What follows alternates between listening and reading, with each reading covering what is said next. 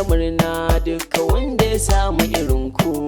Zan yi alwala in yi sallah in gode wanda ya banku. Gaskiya ne sa'ar mata uwar gida da amarya ga su.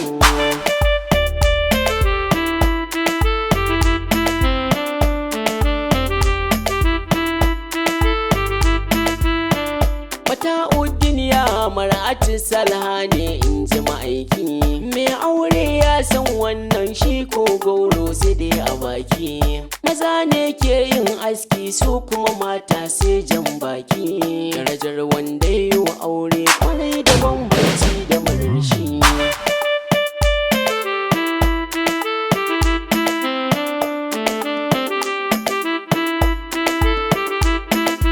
Uwar gida na lamrata sannu tilas ne in gaida ki. Kin yi min ladabi da biyayya na yaba da irin halinki. Maman Umar na gaishe ki in ɗanki ya koyi halinki. Hakuri da riƙon addini ko da waye bai sa insa.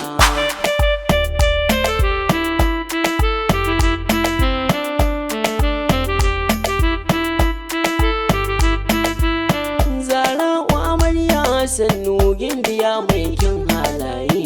Mai kawaici ga alkunya gaskiya kin mori iyaye. Kin haifar min yayi sira mai kama da zubin sufaye. Yadda kawan mata biyu Allah ya ma ka bani tagwaye.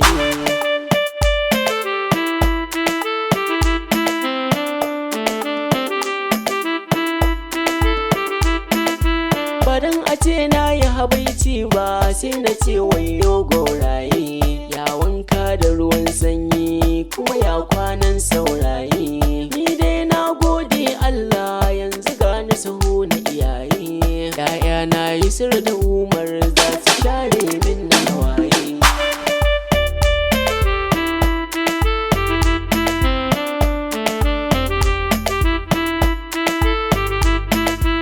Mai gida na ma'alle saka haƙƙin mu dukansa ka ɗauka. Ci da sha sutura da wajen kwana nauyi ne dukka akan ka. Ba ka bambanta matsakani damina ko marka.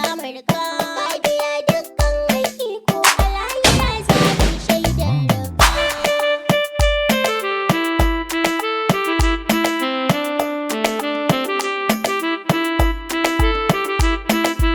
Shi zaman aure dama na Zara'u amarya tawa. Lamratu uwar gidana ni Hamza ina gaishe ku.